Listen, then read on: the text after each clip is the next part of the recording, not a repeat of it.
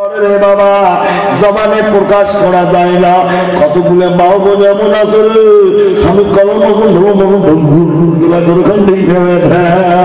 ও বাবন খালা ওয়াজ করতেছি রাত্রিবেলা দয়া করে কান্না রাখবেন খোলা মাগো মা স্বামীর মনে কোনোদিন আঘাত দেওয়ার কথা বলবি না কারণ আল্লাহর নবী করে দেয় ঘোষণা যে নারীর প্রতি তার স্বামী খুশি ওই নারীটার প্রতি আমার আল্লাহ খুশি সিল্লাইয়া কোন সুবহানাল্লাহ দাঁড়াতে দে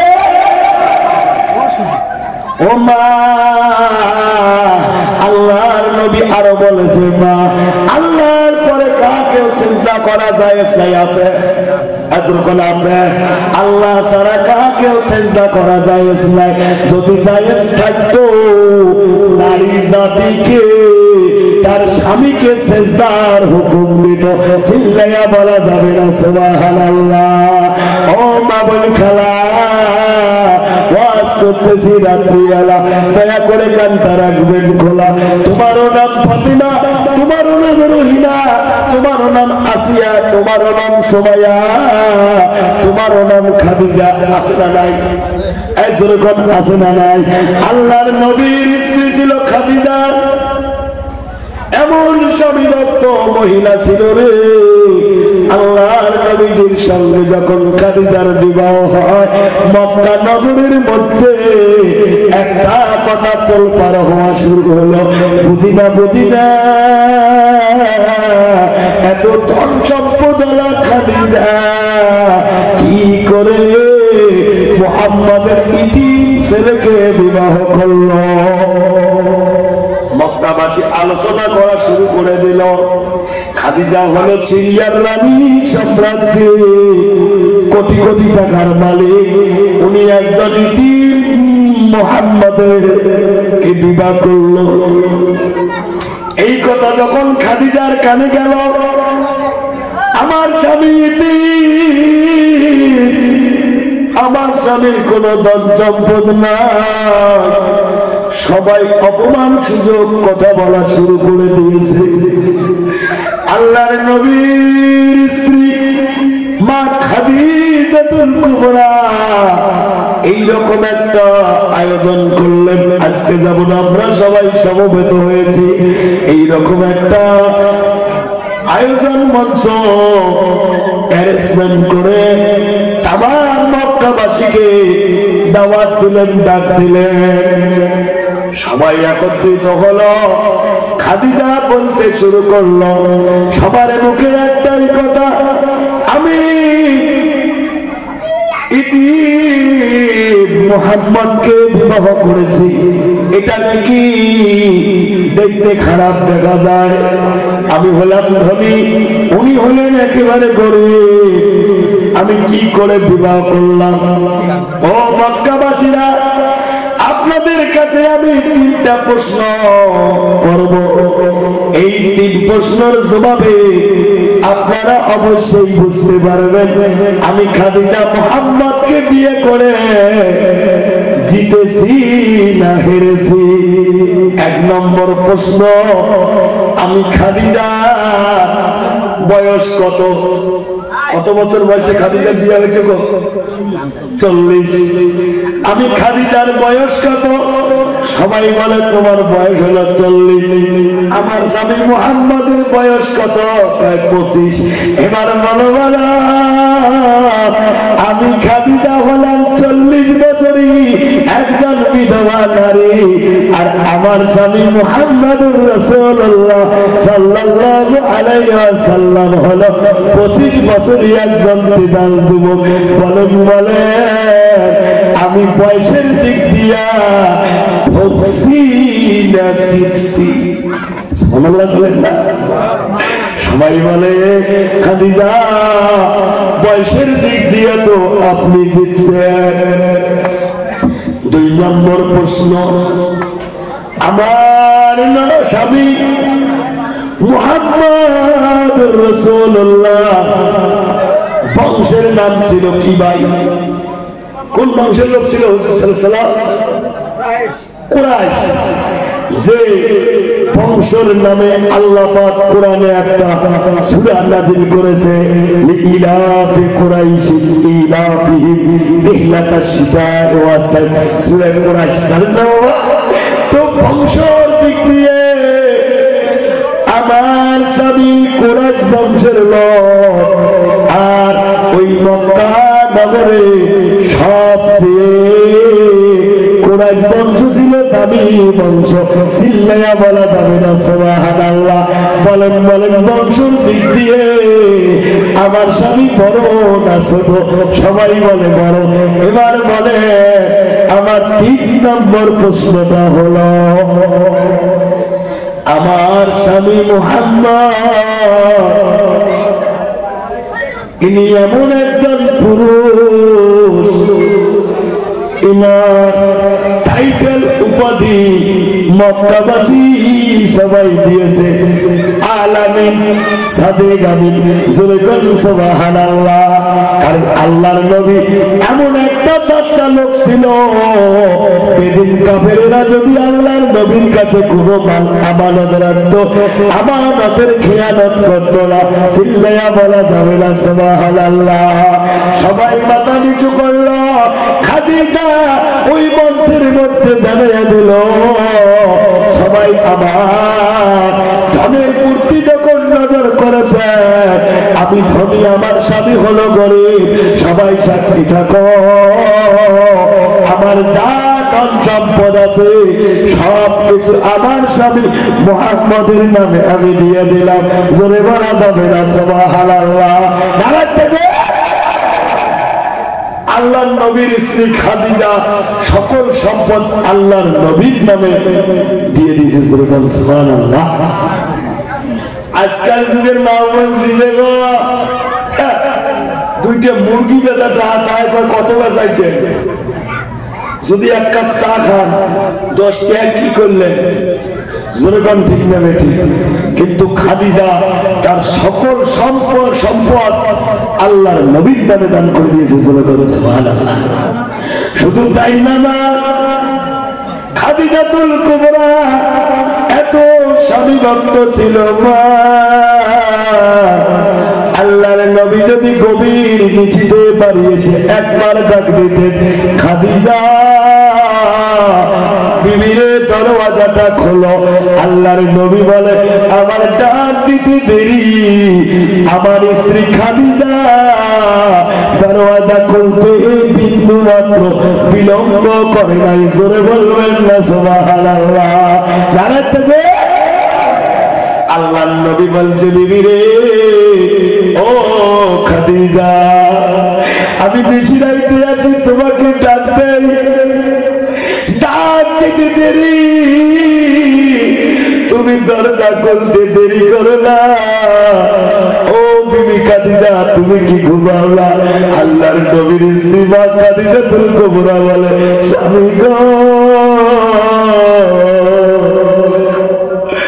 আপনি যখন অন্যা ঘরের বাইরে থাকেন আমি খাদিজা বড় টেনশনে থাকি কিসের টেনশন রে বিবি ও স্বামী আপনি জন্মের আগে আব্বা জানকে হারিয়েছেন আব্বা ডাক্তার জীবনে কোনদিন দিতে পারেন নাই আপনার যখন 6 বছর বয়স বাবার কবর দেখতে গিয়ে আব্বা জান কেউ হারিয়েছে শুধু তাই নাই গো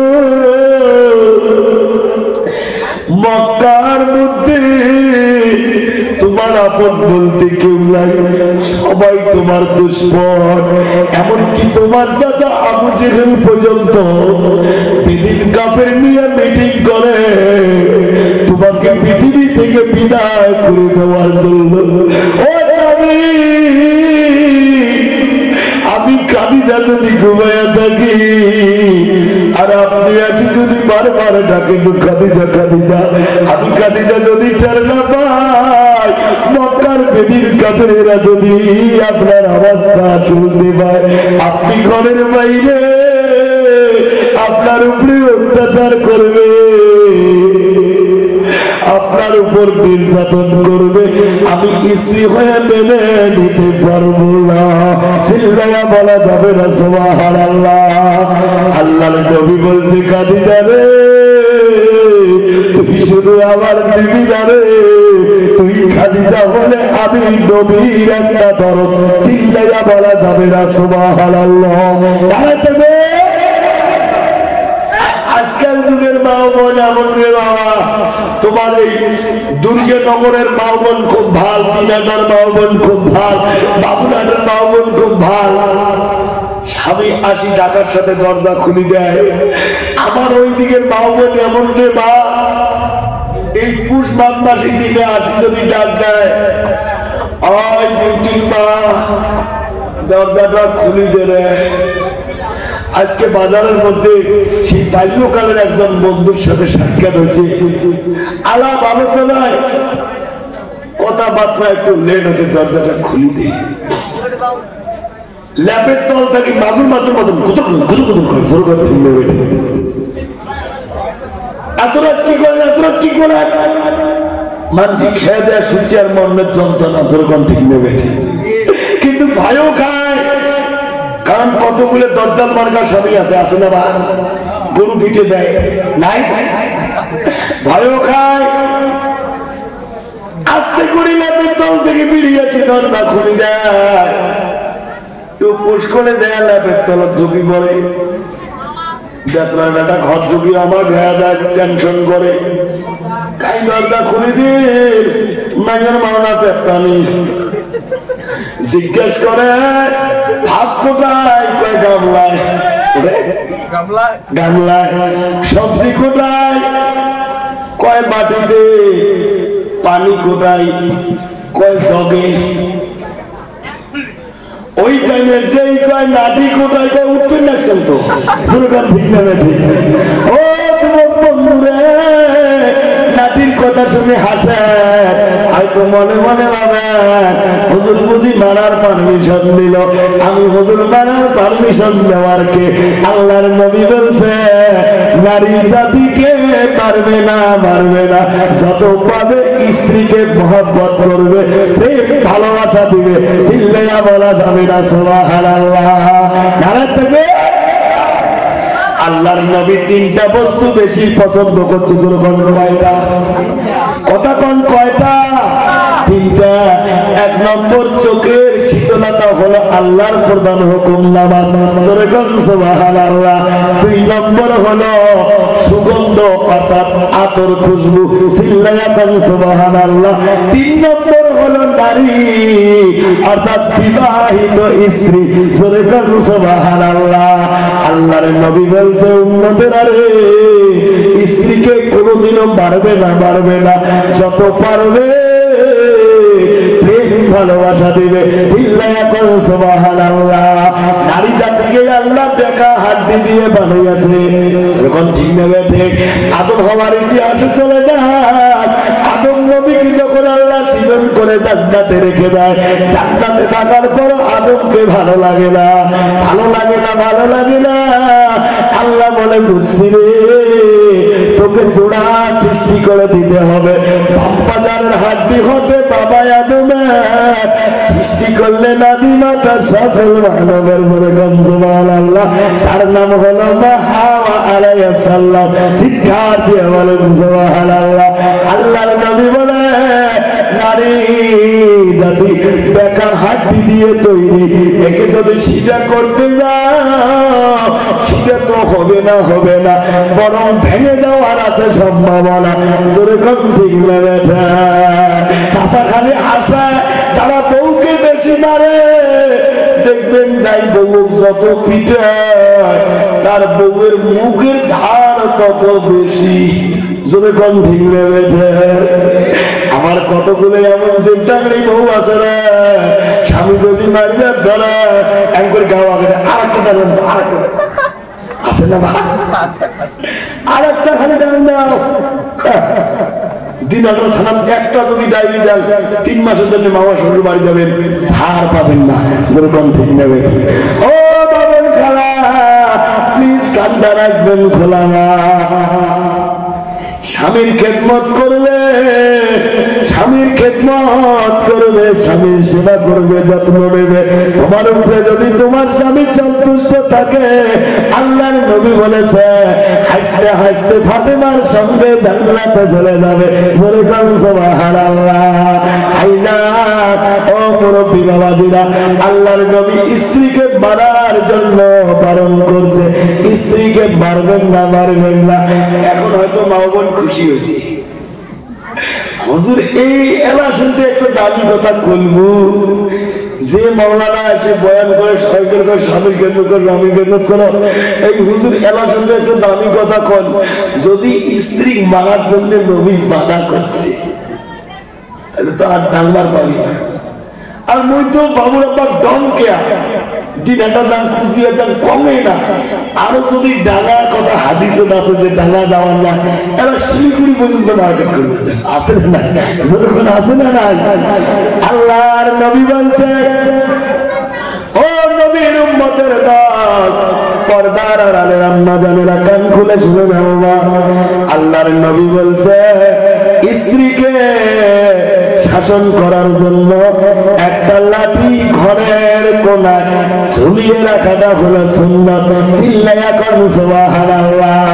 এই জামানায় যদি কোনো উম্মত সুন্নাত একটা জিন্দা করে, কতটা সওয়াব?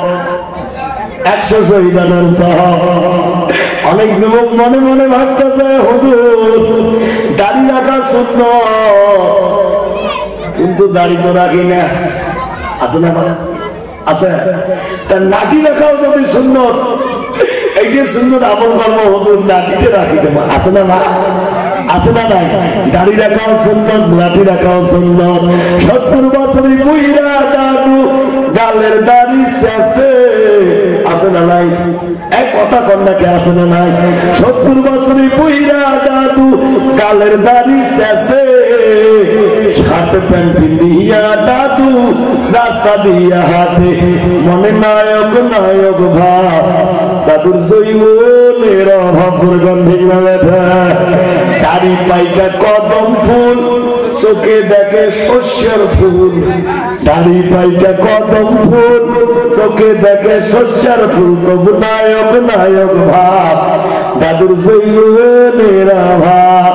মইরা ডাক ফেরেশতা পিটাইয়া তুলবে তোর বাবুরে বাপ, জোরে কন ঠিক না বেঠা। ও যুবক বন্ধুরা বলতে পারেন হুজুর নাটি রাখাটা সুন্নত, যখন নবী বলছে এই সুন্নতটার আমল আমি করবো, ছেড়ে দেব না। আইদা নাটিটা কত বড় হবে আমি একটু বলছি বাবা। আল্লাহর নবী বলছে 1 বিঘাতের অল্প বড়, তার মানে একটা মেসওয়াক বরাবর। একটা মেসওয়াক কত এত বড়? কত? একটা কোণ। ওই নাটিটা ঘরের কোনায় রাখবে, মাঝে মাঝে পারবে না সর্ষের তেল রাখবেন। কিসের তেল? সর্ষের তেল রাখবেন। যদি মায়ের মাও জিজ্ঞেস করে স্বামী গো বুঝি না বুঝি না নাটিতে কেন তেল দেন, বলে দিন যদি কোনোদিন আমলের দরকার হয়। নাটি দেখলে কিন্তু নারী মানুষ ভয় খায় কি খায় না, ছোট লোক বড় ভয় খায় কি খায় না। আর আমলের প্রয়োজন হবে না, আপনি যেটাই আমাকে করতে বলবেন আমি অবশ্যই করব না অবমাননা। ধরে কোন ঠিক না বেটা। ও বাবুল কালা কেমন খেদমত করেছিল নবীর মেয়ে ফাতেমা, একটু নিদর্শন দিয়ে যাই। খারাপ পাইতাছে দোয়া করবো, চলবে এবং চলবে নারায় থাকবে। আল্লাহর নবীর স্ত্রী ছিল আল্লাহর নবীর মেয়ে ছিল ফাতেমা।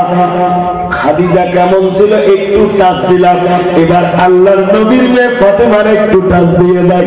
নবীর মেয়ে ছিল